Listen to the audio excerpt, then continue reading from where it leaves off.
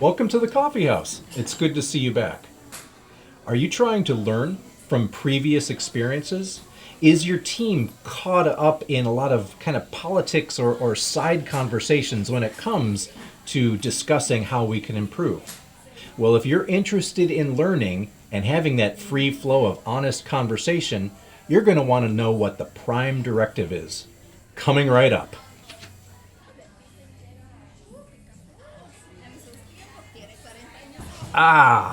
Nothing like a fresh cup of coffee. And speaking of fresh, today's topic gives you another take, another angle or perspective, if you will, on this idea of overall learning. How can we, as a team, as an organization, become better by looking at past work processes and figuring out ways to improve? Well, in order to do that, you want to have people feeling like they're able to contribute and not maybe holding back because they feel they might get blamed. Does that ever happen in your workplace? I think we've all seen it to one extent or another. What I'd like to do is start by pointing out that in the Agile Manifesto, if you go to the principles page of the Agile Manifesto and scroll to the bottom, Principle 12 says, at regular intervals, the team reflects on how to become more effective, then tunes and adjusts its behavior accordingly. Doesn't this sound like what we just talked about when we mentioned double loop learning? The idea in double loop learning is that you could get really good at a task, but in order to proceed beyond that, you need to kind of have this secondary mode of questioning. Why are we doing it? What is the overall goal? If you want more information on double loop learning, check out the link right above us here to that episode of the Coffeehouse. But what form does this reflection take? Well, if you're using Scrum specifically, you may have heard of the term retrospective. Now, whether you're using Scrum or not doesn't matter. The idea is that on regular intervals, the team is coming together to reflect. So whether you're using a formal retrospective or you call it by a different name is kind of immaterial. But the word retrospect, if you think about it, comes from the root retro, meaning backward, and spect, inspection, spectacles, seeing. So looking back and seeing what you've done in the past to identify what could be done better. A retrospective is an opportunity for learning, for growth, for maturity.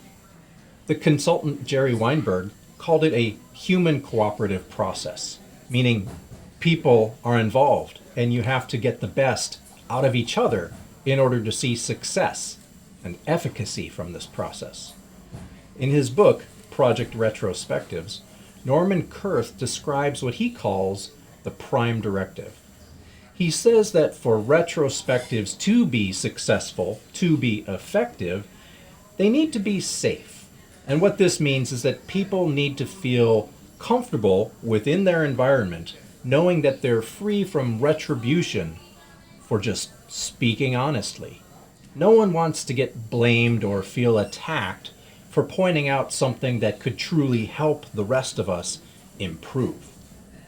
So, in a perfect world, trust and safety occurs all the time without question. But in real life, well, most of us need a little help remembering this. And that's why when I work with teams, I often encourage a team to have what's called a coach's kit. So maybe there's one person on the team, a scrummaster, a coach, whoever it might be, that might maintain a handy kit. And we'll go over the overall kit in another video. It's got markers and sticky notes, of course, but I also keep a copy of the prime directive right here handy in it, so that at the start of any retrospective meeting, we could read from this and have it front of mind before we begin any activities. Let's take a moment to inspect what is in the prime directive. Quote, regardless of what we discover, we understand and truly believe that everyone did the best job they could, given what they knew at the time, their skills and abilities, the resources available, and the situation at hand. That's pretty condensed if you ask me. There's not a lot of verbiage there, but I think the idea is truly powerful. What I'd like to do is take it line by line, just to give a little bit of further reflection, if you will, on how I perceive the importance of Norm Kerth's words here. Starting with the first line, regardless of what we discover. That's kind of setting the stage, telling us, hey, no matter what happens, ... Makes me think of like Vegas rules. Hey, whatever happens in Vegas stays in Vegas. I also am reminded of when I was a child and I asked my parents, hey, I'm going to tell you, but don't get angry. Has anyone ever said that to you? Okay, so what you're saying here is just suspend any judgment right off the bat, regardless of what happens. Next, we jump into we understand and truly believe that everyone did the best job they could. Okay, there's two parts to this one. First of all, we're saying that we understand and truly believe. You're asking everyone now not only to suspend judgment, but to have a firm foothold on this ideal vision of the team. Firmly believing, to the second part, that everyone did the best job they could. That's a wonderful statement. We're asking our team members to have faith in each other, to put their trust in one another. Once you have a team with that mindset, kicking off a meeting where they're looking back to discover ways to improve, you're already winning the battle. So here we go. Let's continue. It says we're asking them to believe that everyone did the best job they could, given what they knew at the time, given their skills and abilities, given the resources available, and finally given the situation at hand.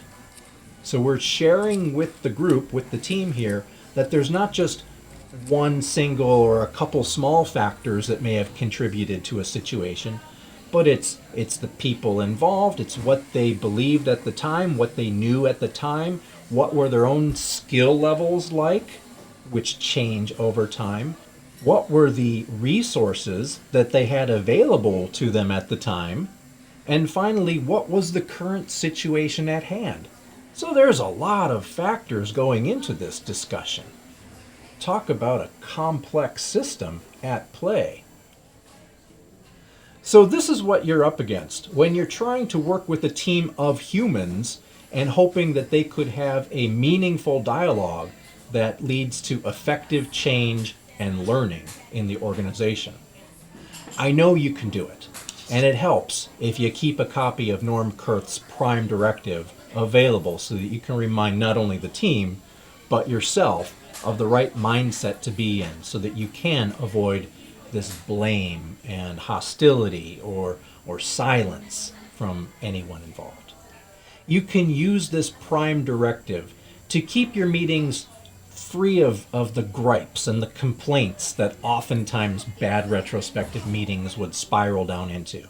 After all, when you have a lot of complaining going on, that does decrease the opportunity from learning, which takes out the meaning of the retrospective completely. So have a meaningful retrospective. Keep people free to have this open and honest conversation by using the Prime Directive. In an upcoming Coffeehouse session, we're going to focus on another tool that you can use on top of this called appreciative inquiry.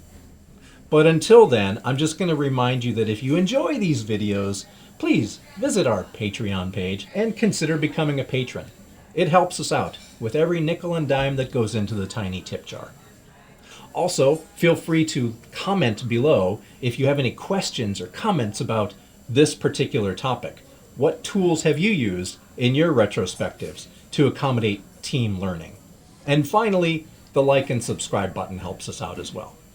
So until next time, I'm hoping that you enjoy your coffee with friends.